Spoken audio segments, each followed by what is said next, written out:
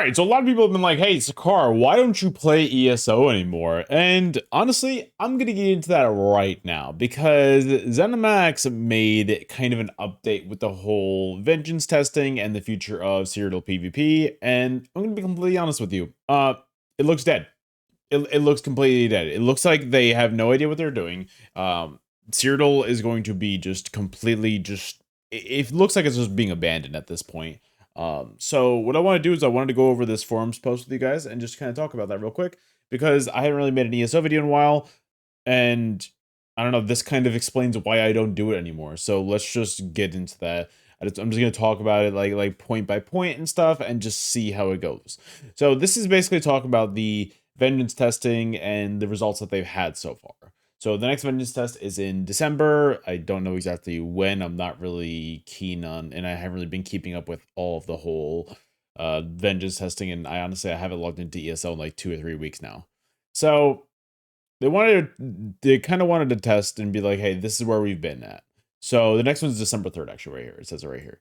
So they're like, hey, what are the goals of this? Yeah, just make the game playable. That's the goals. Guys, this is them trying to do their corporate stuff and trying to just like use a ton of words to be able to kind of distract you and kind of, make it seem like they're not like they haven't completely messed up their own game. Guys, this many words, the goals, I can make it shorter for you. The goals, make the game playable.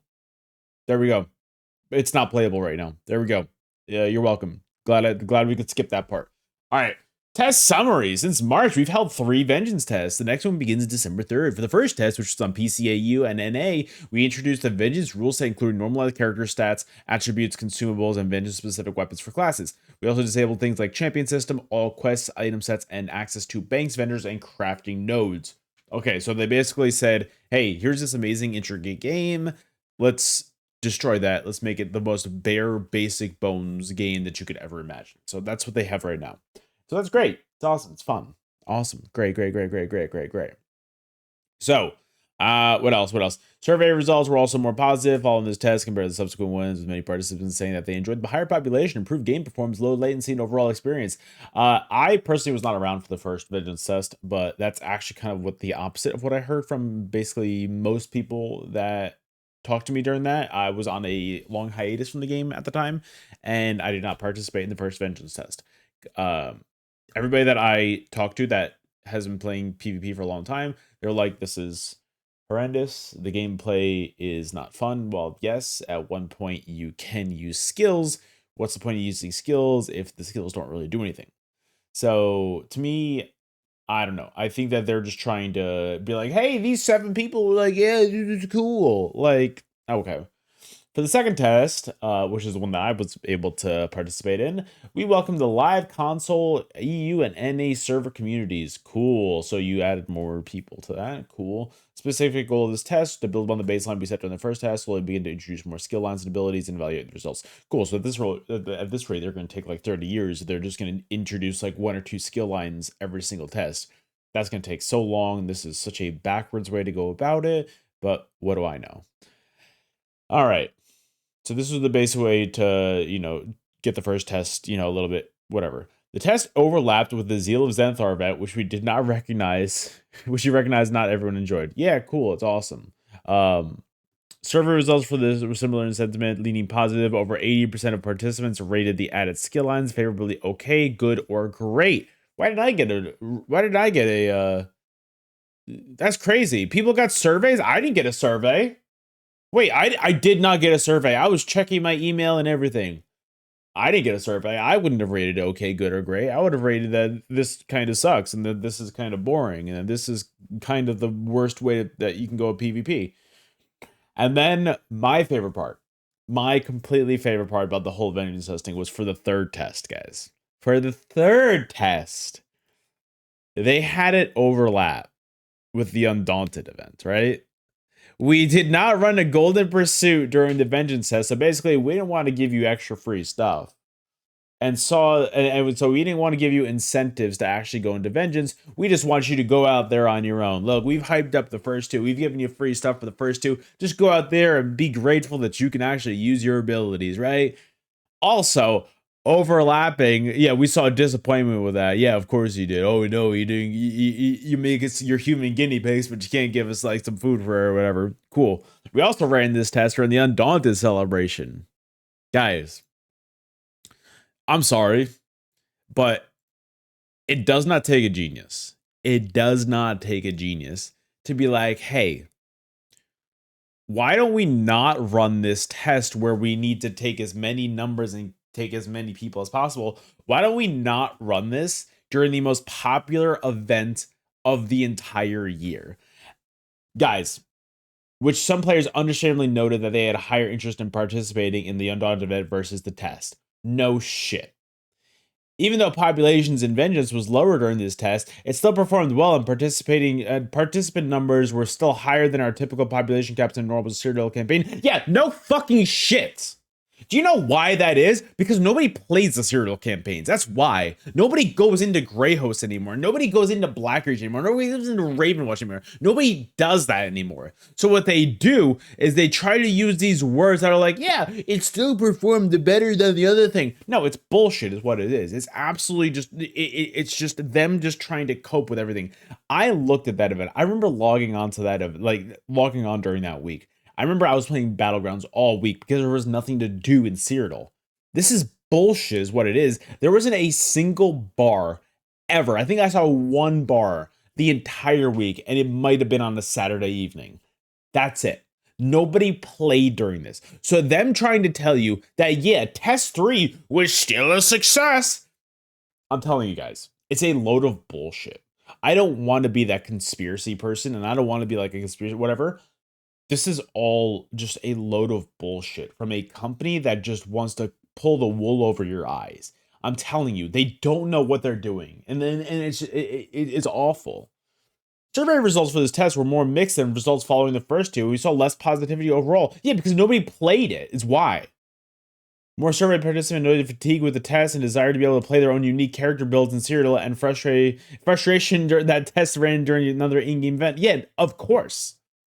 That's what it comes down to. It comes down to the fact that people want to play the way they want to play. You can't just force them after being able to have this game for a decade and then be like, well, I know you grinded for your champion points. I know you grinded for your gear. I know you grinded for everything, for your skills, everything. I know you grinded for the entire character up from scratch. You're not allowed to use that anymore. It's so stupid. Test learnings. This is the part where I'm just like, all right, cool, whatever. Throughout the first 3 tests, we learned certainty that in order to deliver a performative Cyrodiil to support a large-scale PvP zone with massive-scale battles, the abilities, procs, passives, etc. must be lighter versions of the ones that exist in the rest of the game. Yeah, of course. The set of photographs below illustrate the difference in population as well as the server frames per second between the Vengeance Cyrodiil. Wait, who cares about server for? Are we talking about? No, I'm sorry. We're not talking about FPS right now. That's not what server frames are. I was about to say I thought that was server. I thought that was like FPS for a second. Is that FPS? I don't know. Let me know what that is, guys. And like we're just looking at these numbers right now. Like, no, it is FPS. It is literally FPS. It literally has to do with FPS. When in general FPS doesn't have shit to do with it. I'm telling you guys, FPS doesn't have anything to do with performance. I've had it so that my FPS is high. I've had it that my FPS is low. Sometimes when my FPS is low, I could still use abilities properly. Sometimes when my FPS is high, I still can't use abilities. So they're just taking data that's absolutely has nothing to do with the actual what's wrong with the game. It comes down to latency and skill usage. It doesn't come down to FPS. This is a total just like it's a sham is what this entire thing is. It's so stupid. And for the next steps in December, we will introduce Vengeance-specific perks and loadout systems for character/class templates. The systems are designed to give you a bit more variety over your build compared to what was available previous. So basically, they're making a Call of Duty where they're like, "Hey guys, you can have loadouts and perks and everything." Oh my goodness, dude. This is awful. And then they were talking about this. So where does this put us, and where do we as a dev team realistically think we're headed for the future of Cyrodiil? With the caveat that the December test still needs to happen, we see 2 realistic paths forward. All right, this is the important part. Scenario 1. We would open a vengeance campaign. We would open a vengeance serial campaign sometime next year with a special rule set based on the previous and upcoming tests, and leave Greyhost open as it is now. I think that's a good idea. I think getting rid of Blackreach and potentially Ravenwatch and even Ice Reach is a good idea. And I think having Vengeance and another PvP campaign, that's how you make it so that the PvP population isn't so split. Vengeance is good for non vet characters too. So definitely get rid of Ice Reach, and it would make it so that there's reason to go into their game. Cool, good idea. I do like that, right? Scenario 2, we would close all existing Cyrodiil campaigns, open 1 or 2 Vengeance rule set campaigns sometimes next year. Guys, that is the death of PvP. If that happens, which they do say throughout the rest of the they do say in the rest of this, they're like, hey, we would prefer not to do scenario 2. But the fact that that's even on the table is scary. The fact that that's even something that they even like have proposed, that is scary, and I would be incredibly concerned about something like that. That's the death of PvP. That makes it so that everything that you guys have played in the last decade or so, for any of you guys that have been around for a year, 10 years, whatever you've been around for, anything that you've enjoyed as far as open world Cyrodiil would be gone. And I think that that's incredibly scary, and I think that's sad, honestly. As a dev team, scenario 1 is the one we strongly prefer and is most likely. Again, that's corporate wording for being like, hey, the other one's a possibility, so don't rule that shit out. We recognize that some players would prefer there be no changes in their characters, effectively how they are in the Greyhound Cyrodiil campaigns, while enjoying the higher population and reduced latency, game performance issues with the Vengeance campaign. This is not something that will be possible. Guys, this is not something that will be possible.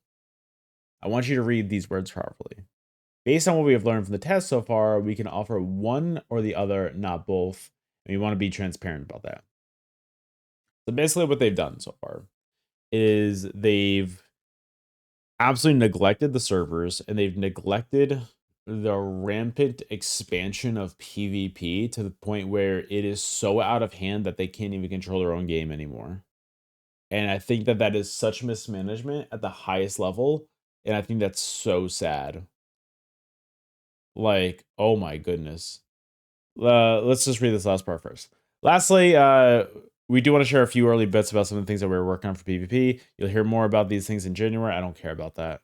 For players who do wish to enjoy a PvP experience that is more like Greyhost, we are in the early stages of working on a mid-sized PvP space. It'll be smaller than Cyrodiil, but larger than our battlegrounds, and offer enough room for 3-sided keep warfare and an overall similar experience to Cyrodiil. The goal will be to allow players to have their full suite of abilities, unique builds, equipment, whatever, just like in Greyhost. I don't know. Cool. In theory, sounds fun, but I just don't believe a single fucking word they say. I'm going to be completely honest. When I see it, when it comes to the game, maybe I'll check it out. But at this point, I just don't believe them. I don't believe a single word that they say. I think that they're so full of shit. It's unbelievable. All right. I'm gonna be honest. I don't want to read the. I don't really want to read the forums. Forums. Everybody that types on here. I'm gonna be honest. I lose my brain cells. I'm gonna be completely honest. Wow. This is the death of Greyhost. Cool. Fun. It's been a fun ride. Yeah. Cyrodiil, you lasted a little over a decade. You were strong, but you haven't been really that good for us for the last 3-4 years at the very least. So yeah, unfortunate RIPs or RIP Cyrodiil. Guys, thank you so much for watching. If you guys want to see more like talk about ESO, like please like let me know in the comments. But I've been kind of doing other games, but if you guys want to see that, it's up to you. I need your guys' feedback on that because I don't know. But thank you guys so much for watching. God bless ESO PvP, and I'll see you guys on the next video. All right, later.